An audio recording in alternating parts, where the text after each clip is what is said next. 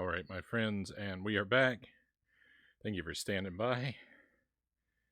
Again, sorry the BRBs are kind of long now.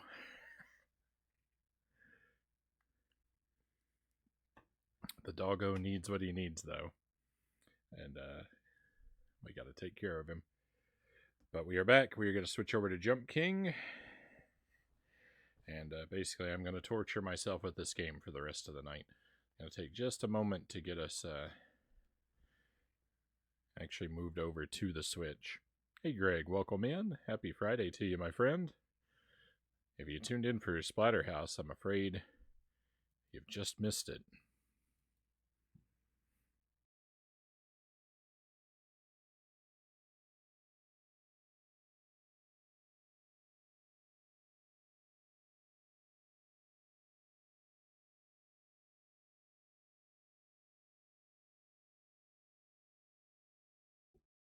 Does my mic still work? Yes, it does. Very good.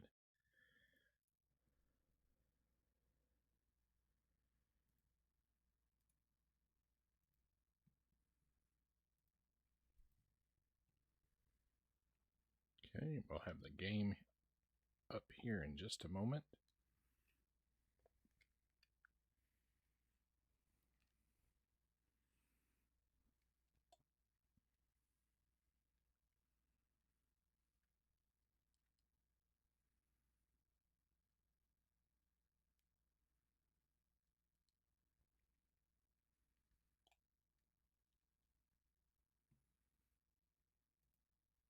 Thank you for your patience, everybody. Just a minor heads up. The music may be very loud here.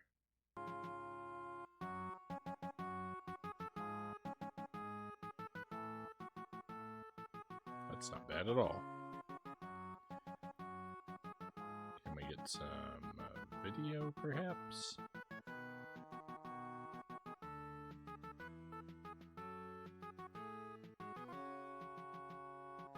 Ah, well, yes we can. Groovy.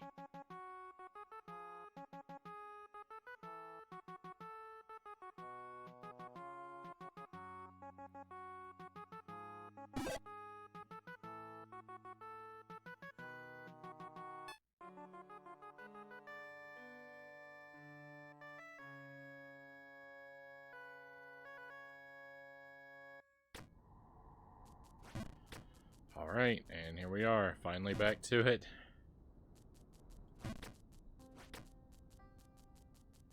Let's see how our night goes.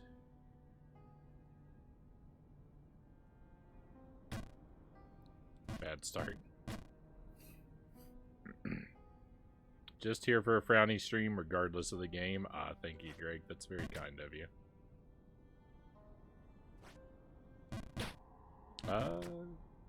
Chozo, welcome back. Do you know when DKC3 or Spyro is coming back?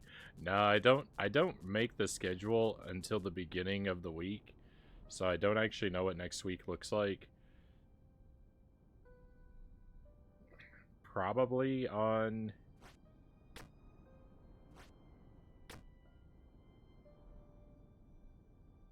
Probably on Tuesday and or Wednesday.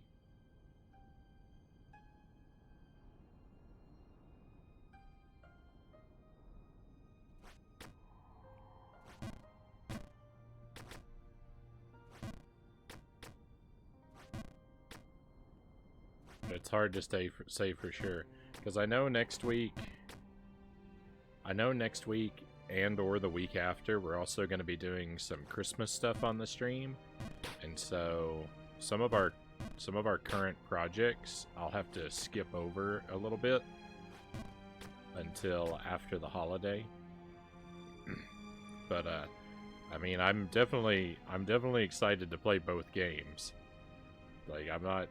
If I do skip over them for a little while, it's not because I'm tired of either of them, right? I mean, we just started DKC3, and it started off very well.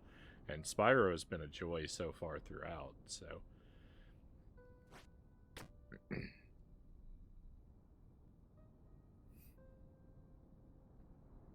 Home Alone games, well, I'm not gonna promise any Home Alone games, but we're definitely gonna play some stuff on WiiWare.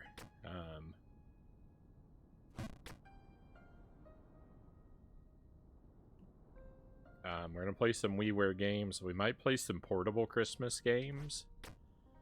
And we might play some C64 Christmas games. I haven't played the Commodore in a while, and I'm certain there's got to be lots of Christmas stuff on the Commodore. So, the trouble is, like, I'm sure there's lots of stuff on it. The trouble is I always have difficulty getting things to work properly for the stream with C64, so while I may have a lot of theoretical options, so far as things that actually work properly on the stream, I may be very limited.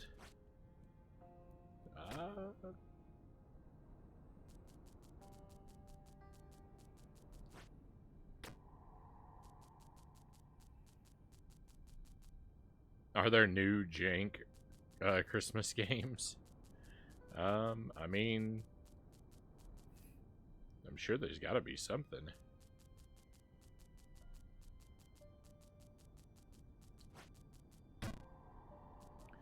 It took me hours to work out the PlayStation 3 emulator.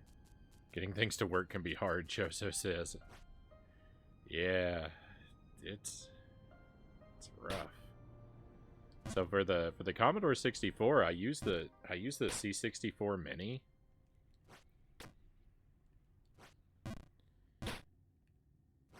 And when it works, it's a dream, but I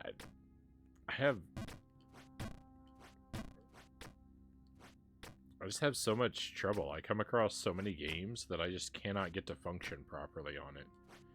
And I'm not even sure it's a C64 Mini problem. I think it's a me problem.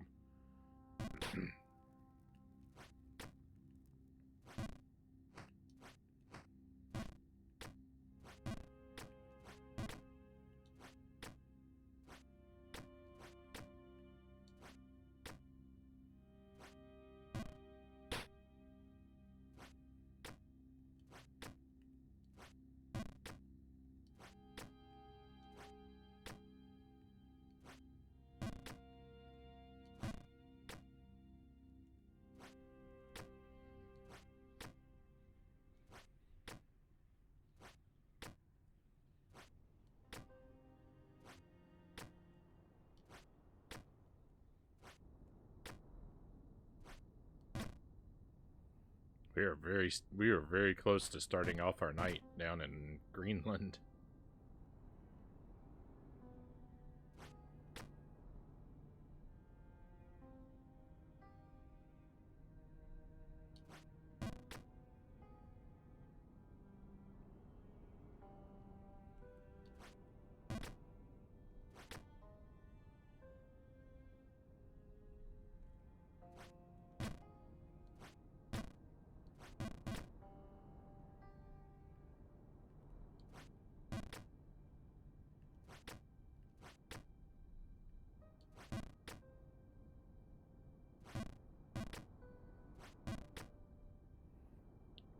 There was one of those bounce jumps I did in a way that I never do, and I'm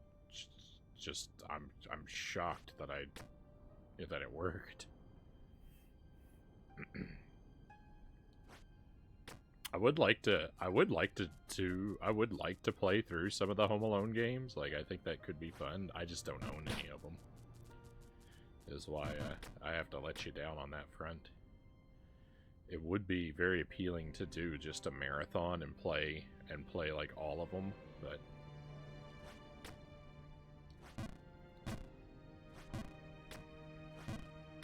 they're not in my collection. Would just use my PS3, but the disc drive is dead. Most of my games were physical.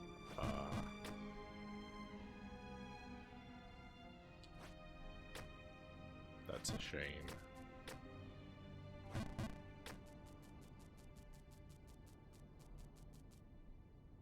Greg says never tried to emulate anything more recent than the PlayStation 2.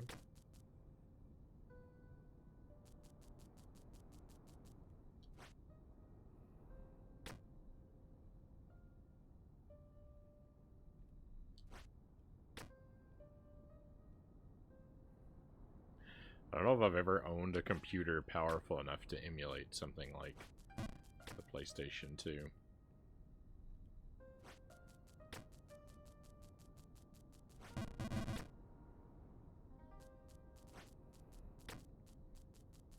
Basically, all my computers have ever been are just glorified typewriters.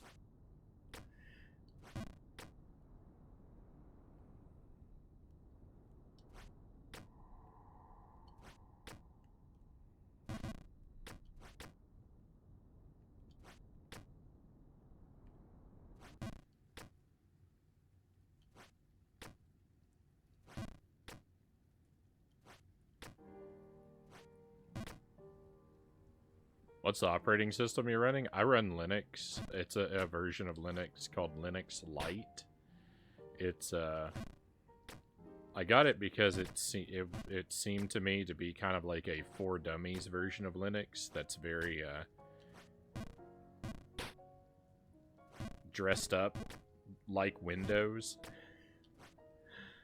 So like I don't have to run a lot of stuff off command prompts and stuff like that. Like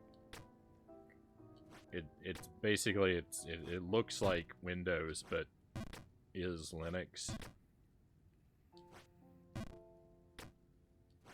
And I have no idea what I'm doing.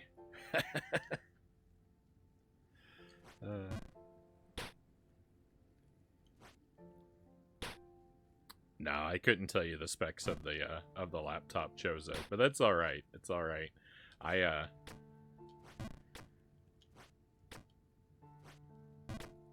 I really don't have any desire to get into emulating or PC gaming at the moment. Even if I did, I only play stuff on the stream, and I'm not going to try and play a game on the same device that is running my streaming software. So until I have a second computer, it's not even anything that's on my radar.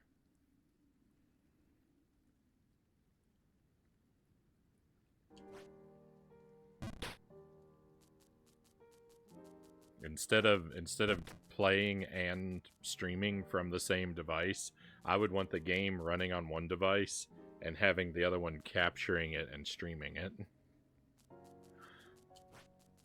Like I do with my consoles. Because I'm a crazy person.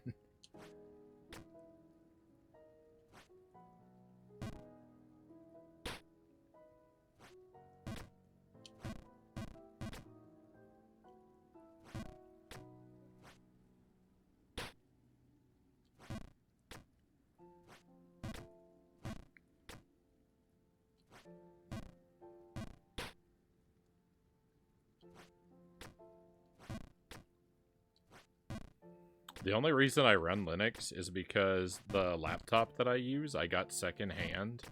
It came with Windows 8 on it, and I had no desire to learn Windows 8. And also, because I got the laptop secondhand, I wanted to completely wipe the hard drive, and I needed an operating system that I could install on it afterward, and Linux was free.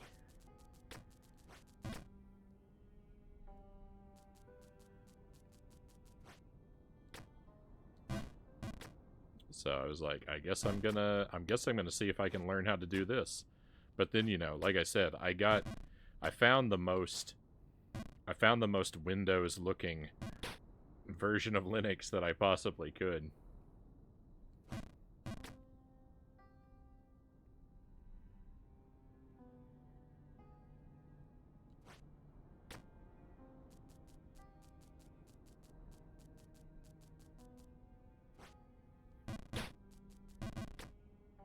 And it's actually been really great. I really love it. It's just that occasionally something goes wrong with it, and I have no idea what to do to fix it. But when it's working as it should, which is the overwhelming majority of the time, it works like a dream. It's very it's been very good to me. But I don't try to do a whole lot either, so.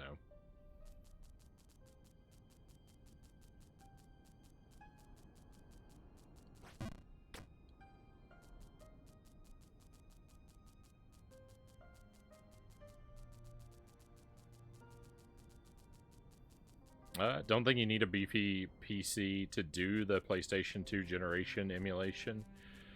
Though while you're streaming on one system, it would be a lot. I don't care what operating system you use, just asking so I could tell you how to check the specs. Oh. Yeah, I'm not really sure.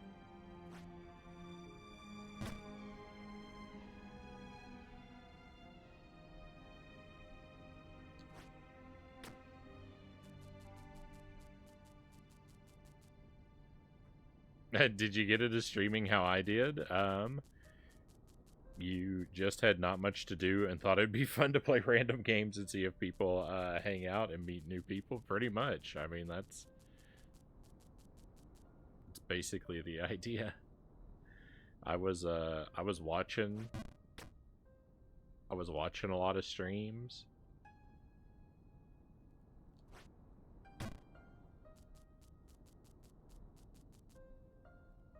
And I thought, yeah, instead of, because mostly I was watching streams, like I would have streams up in the background while I was playing games. And I would be listening to streams and lurking a lot of times while I played something, and sometimes it'd be like the same game, sometimes it'd be different stuff. I was playing a lot of like Mario 35, and I would have Mario 35 streams up while I played that. And I just thought, well, why not just have my own stream instead of listening to somebody else's stream? Just do my own, and then maybe people would show up and we could chat about what I'm up to.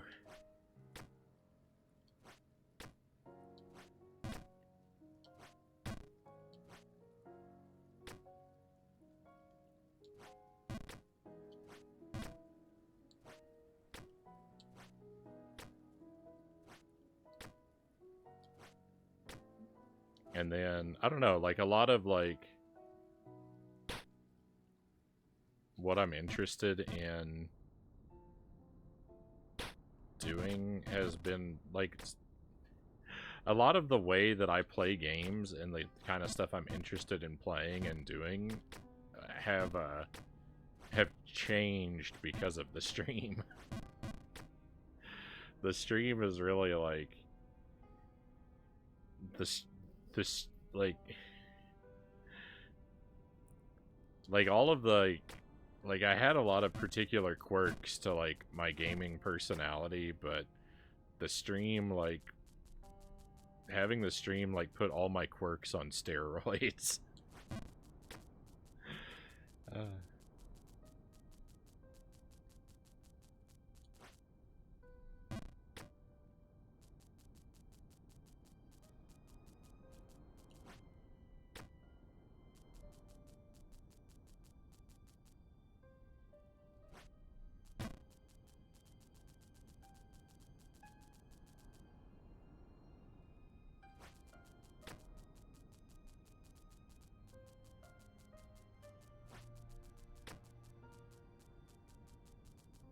I missed out on Mario 35. Mario 35 was a lot of fun.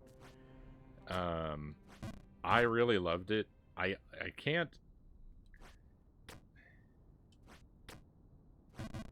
Unless you are very similar to me, unless you're very satisfied with like very repetitive games, it's something I think almost everybody got pretty tired of pretty quickly. But I sank like 200 hours into it. I got pretty good at it toward the end. So I wouldn't say that you know, like when people tell me they missed out on it, like You didn't miss out on the greatest thing ever, but I mean, you did miss out on something that was kind of special to me, but in which you probably would have enjoyed, but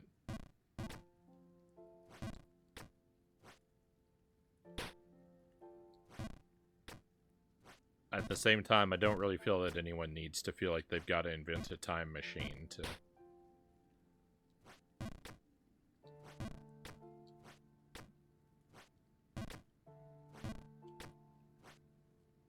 make up for having missed it.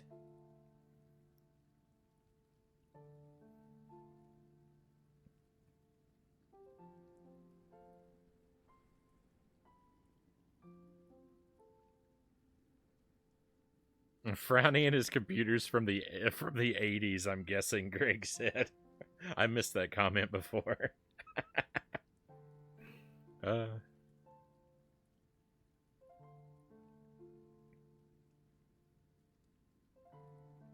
The OCD took over. I can relate to that, Sir Aklam says. Well, having the stream holds me really accountable to my projects. Like, I feel like I like to play a wide variety of things, but like it's a lot easier to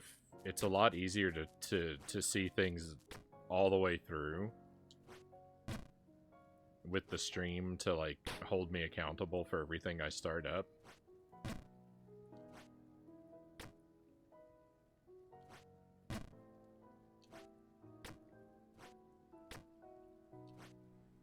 And like I was already moving in an anti-spoiler direction before I started up the stream, but the stream has made me like, you know, just completely unreasonable. I wasn't quite the back of the box is spoilers guy like I am now.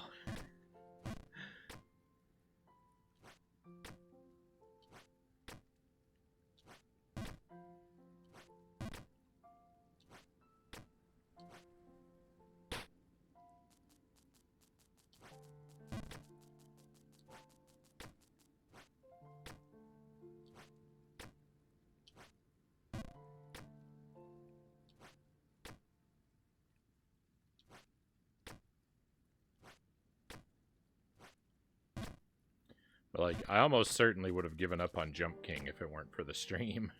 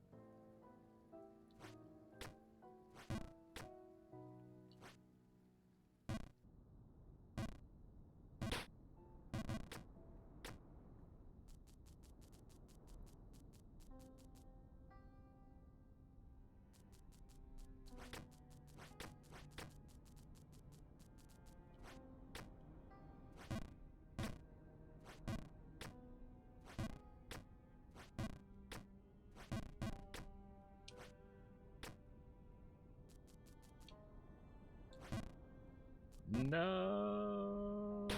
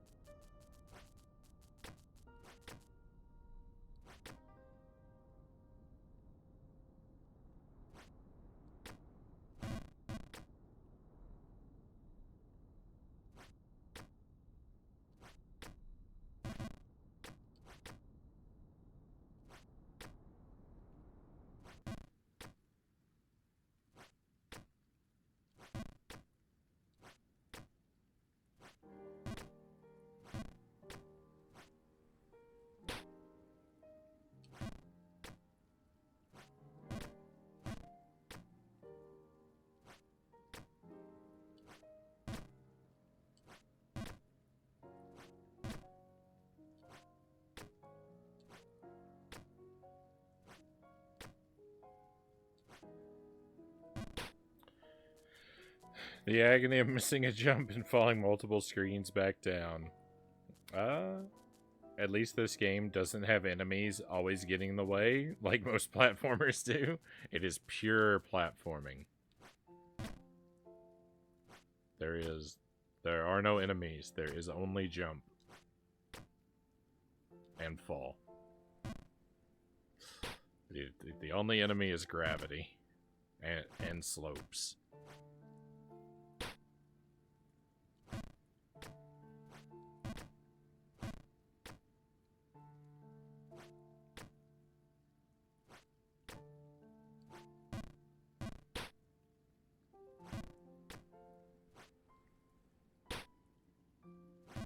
I love this game, and I hate this game.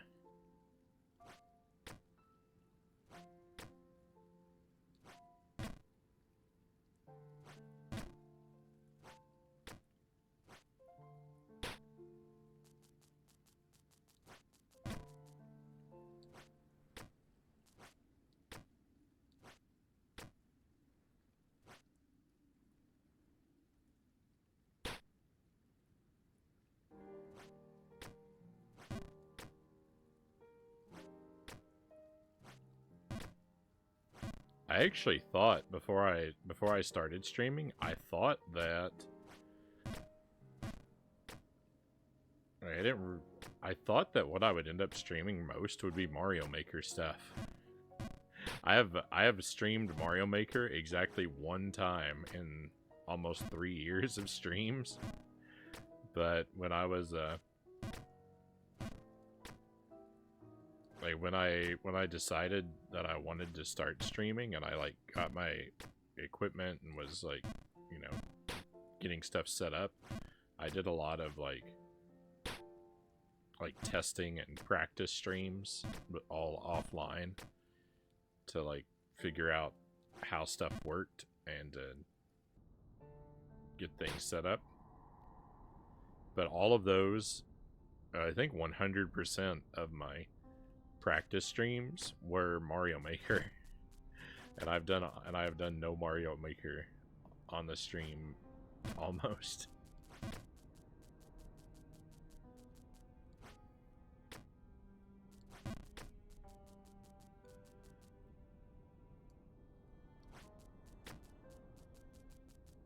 Not the win level again, please. Welcome in losses. I'm afraid, yes, more wind level.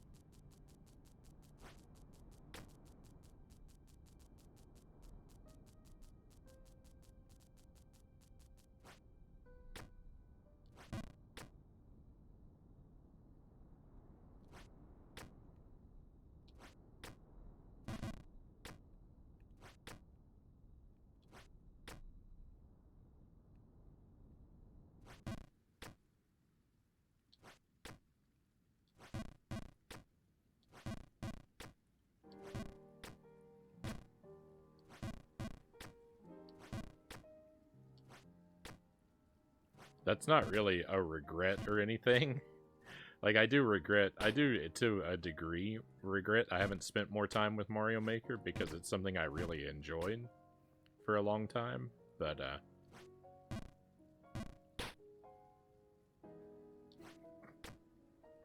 I'm glad I've ended up spending my time like this instead.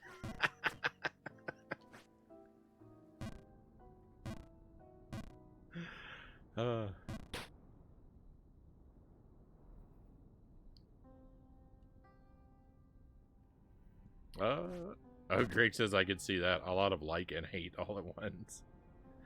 Yeah, I love the atmosphere and aesthetic of this game. I love the simplicity of its concept, and like just the purity of just jumping. It's nothing else, just jump. I like the difficulty and its punishing nature. Really the only thing I don't like about it is just how completely terrible I am at it. And that's not really even something I can blame the game for, now is it?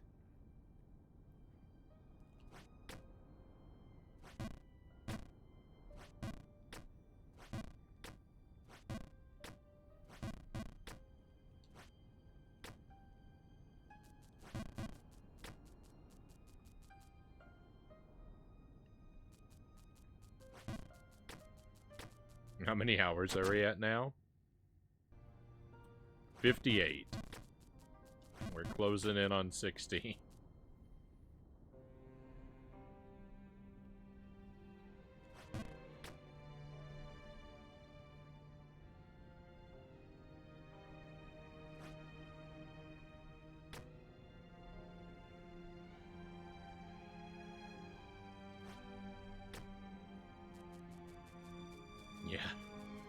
Yeah, I can't really blame the game if I'm the problem.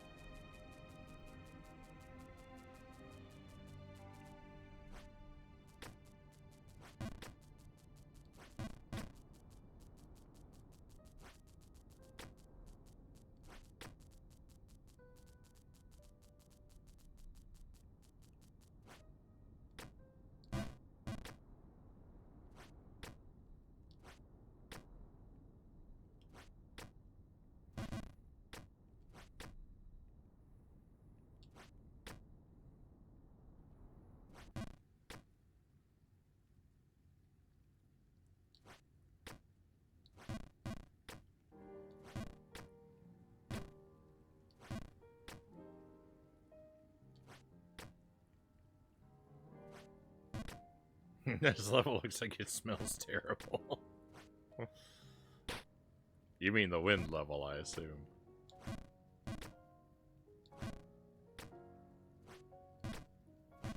I read that comment a bit late, I think.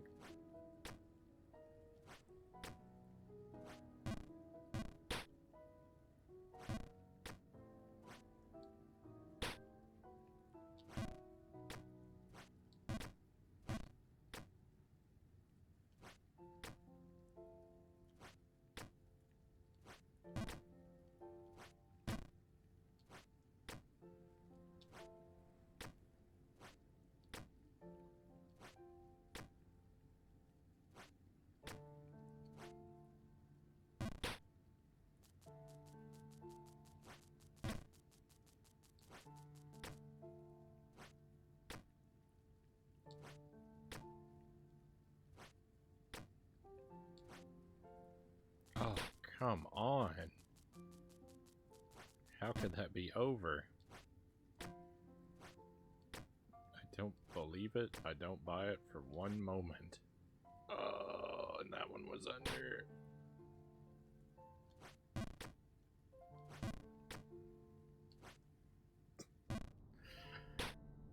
That's my least favorite jump in the whole game. That block with the corner cut off. Oh, I hate that block.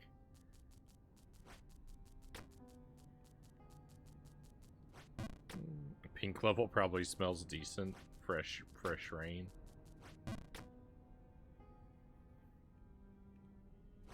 Probably the probably down at the very bottom, the snowy area.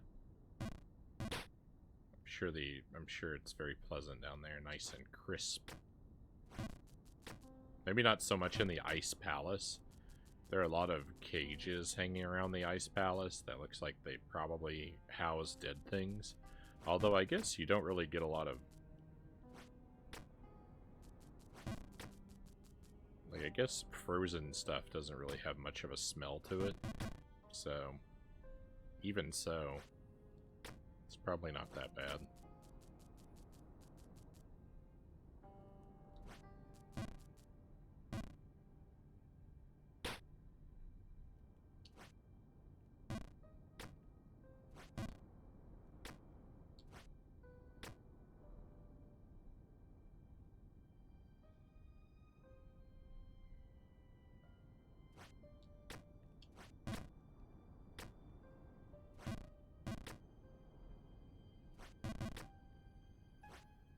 Maybe I just don't use my nose all that often, but I don't feel like I regularly reflect on I don't think I usually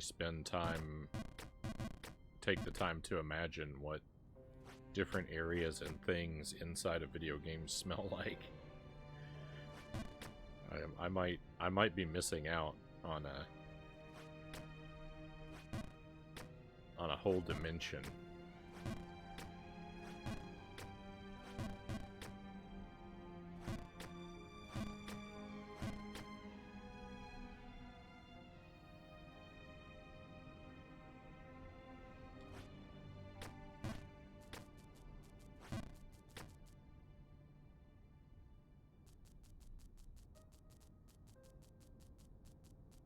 Jump King level tier list ranked by smell.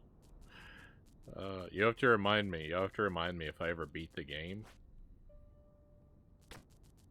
to scrub back through my footage and do a review.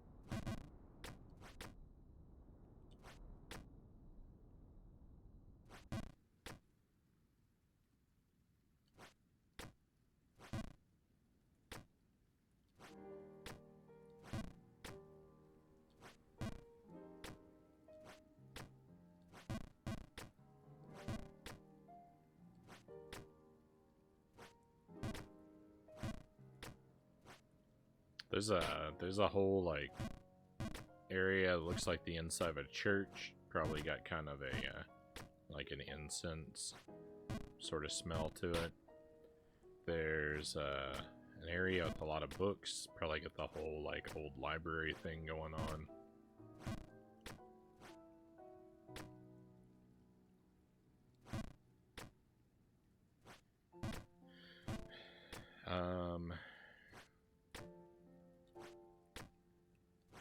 There's a cave area up ahead. I don't know, though, like, usually when I think of, like, caves, I expect something kind of, like, mossy, but I don't think that I don't remember the cave up ahead really looking like that. And then after that, there's, like, a place that looks like space.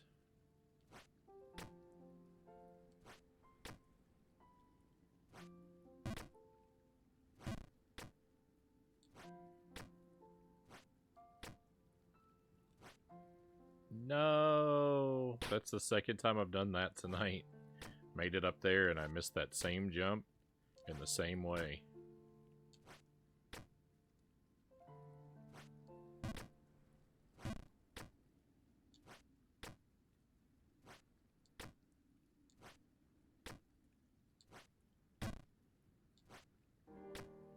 No! Oh, I walked off! I didn't even miss a jump, I just walked off. That's worse than missing a jump. That means I didn't even try.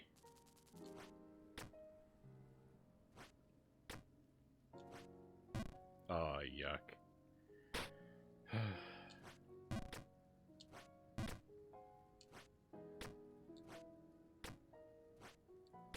It really hurts actually making it up here and then blundering so much.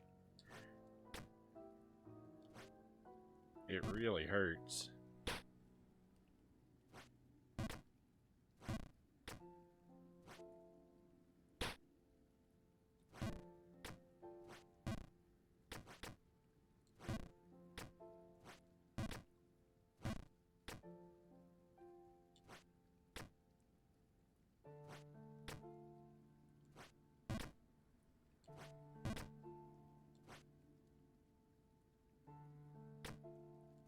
Life is bad.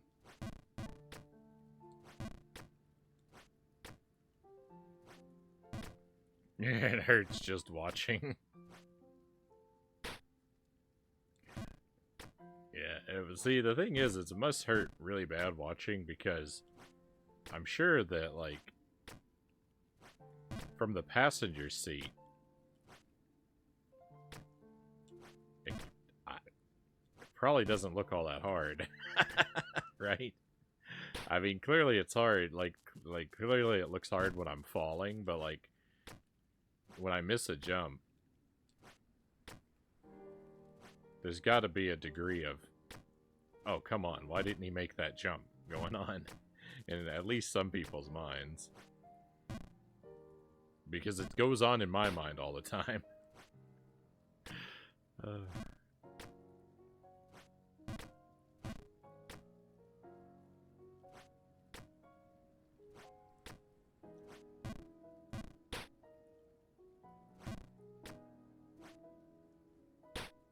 Yelling no at the screen and I'm not even playing the game. That's what it's designed for. It's designed to make you yell. That's what they want. Screams and curses of frustration.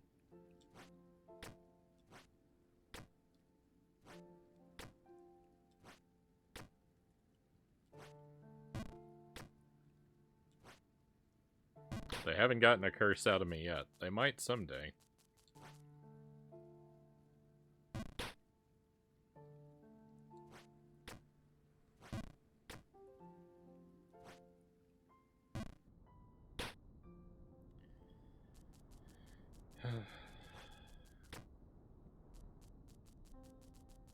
You have to master the game to beat it. Pretty cool idea.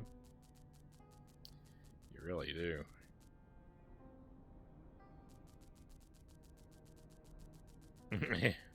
It doesn't look easy, but it is painful. Glad I'm not doing it.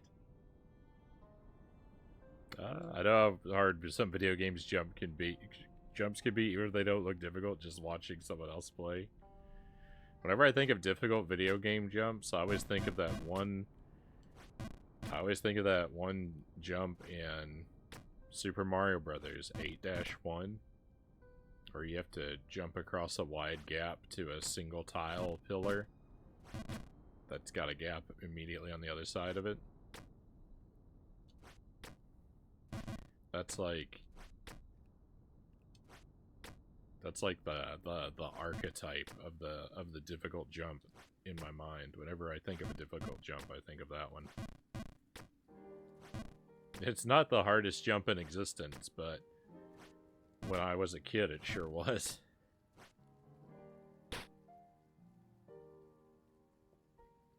That's the one I think of a lot, too. Yeah.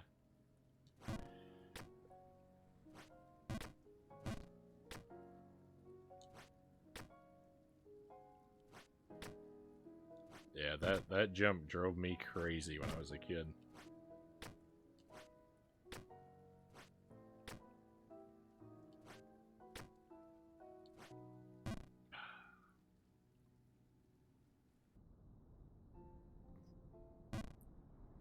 Awesome.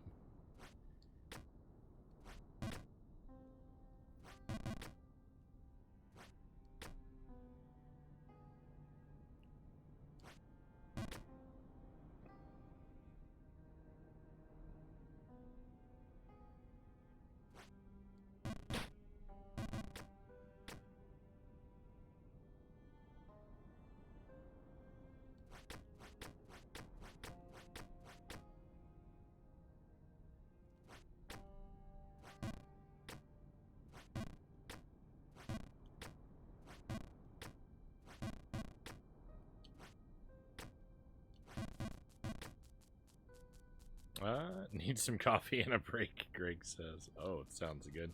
Let me have a drink of coffee myself.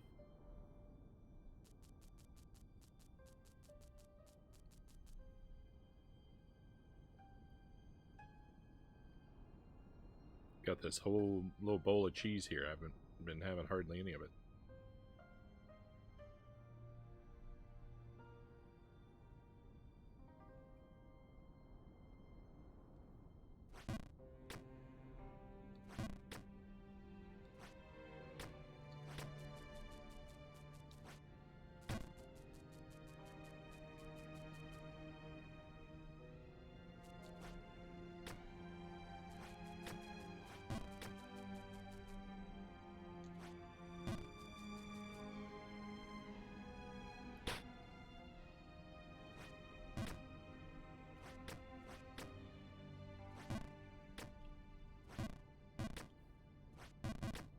These brutal falls. The punishment does not fit the crime.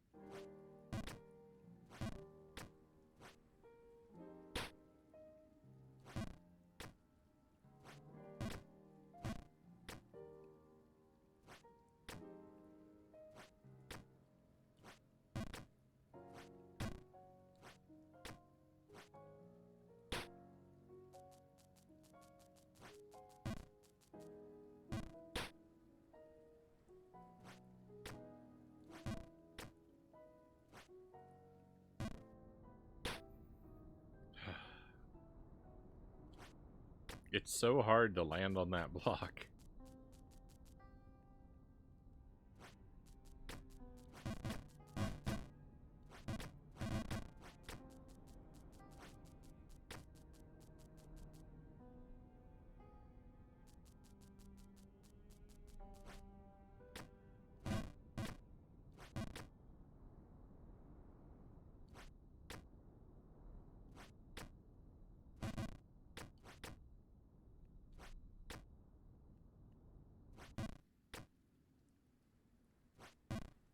Oh no.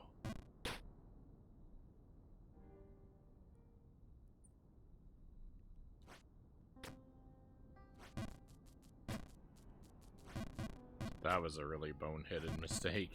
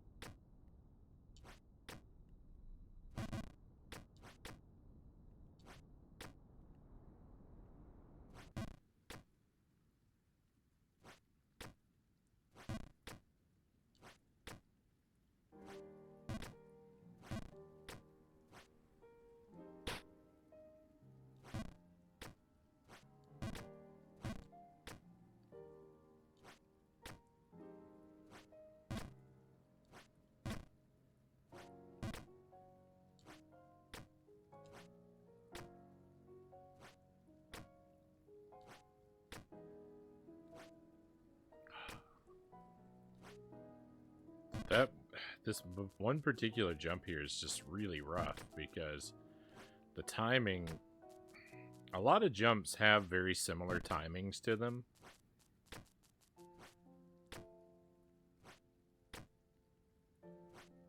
But to get up to that one I feel like it has a window that's slightly different from basically anywhere else. No, that was the last jump. If I'd made that, we would have been out of the pink area.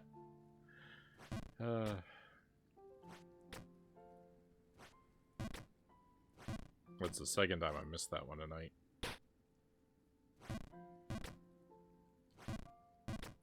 Well, I say we would have been out of the pink area. It's still not guaranteed, but it's really close to guaranteed if I could just get up on that one last little pillar.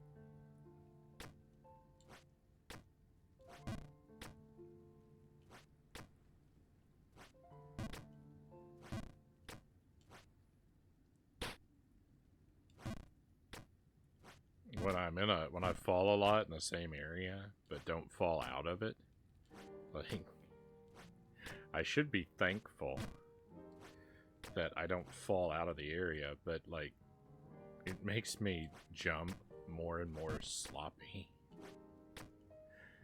Just mistakes just compound. When I have to make the same jumps like this over and over again, it feels like if you ever had to copy lines as a punishment when you were in school. It feels like that's what I'm doing. I feel like I'm copying lines. And, like, the longer I do the same jumps, like, the sloppier I get at them. Just, like, as you get down toward the bottom of the page, like, your handwriting just... Your hand is in agony. And your handwriting just deteriorates to nothing. This game is that's what this game is like. It's like copying lines.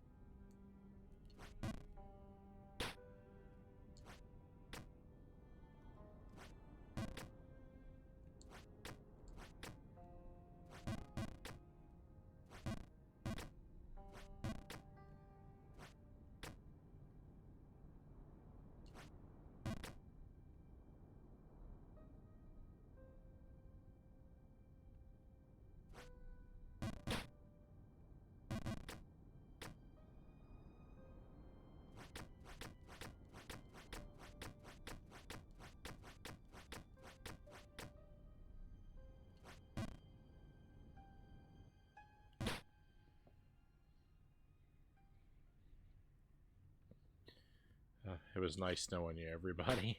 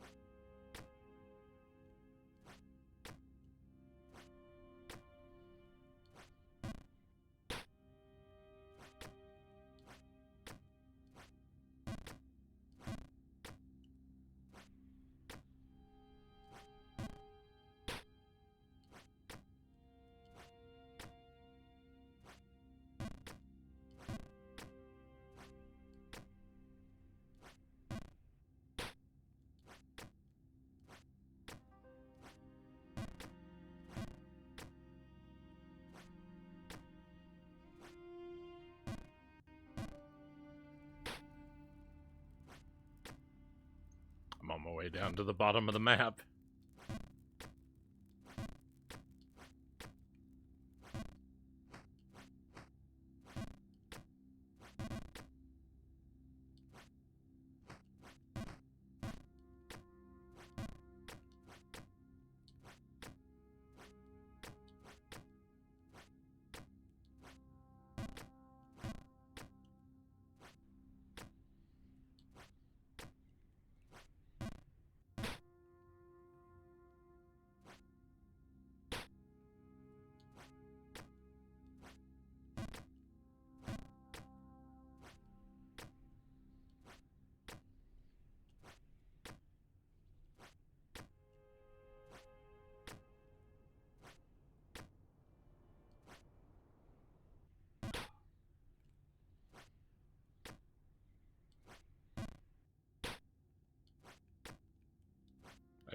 never missed that jump.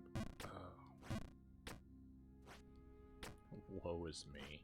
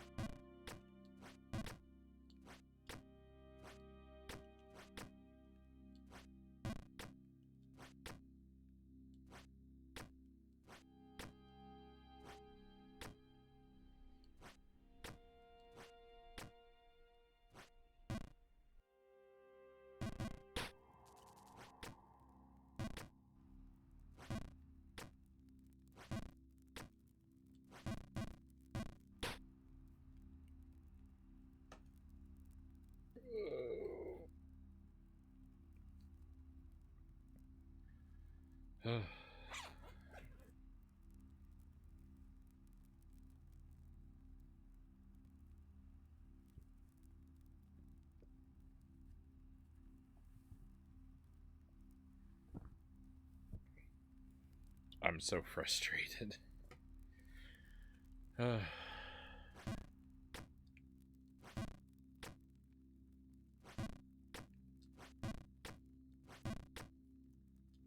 This game is the worst thing in existence.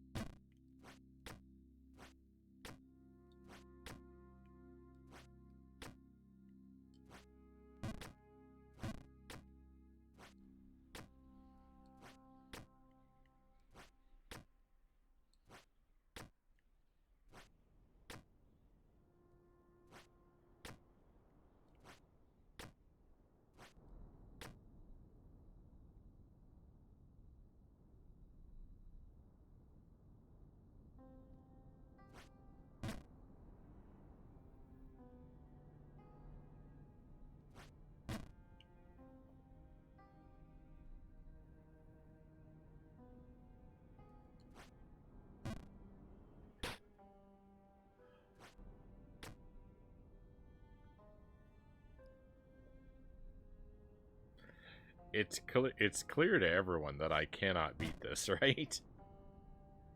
Like, just there's no one out there. There's no one out there that is still laboring under the illusion that I may someday beat this. Is there?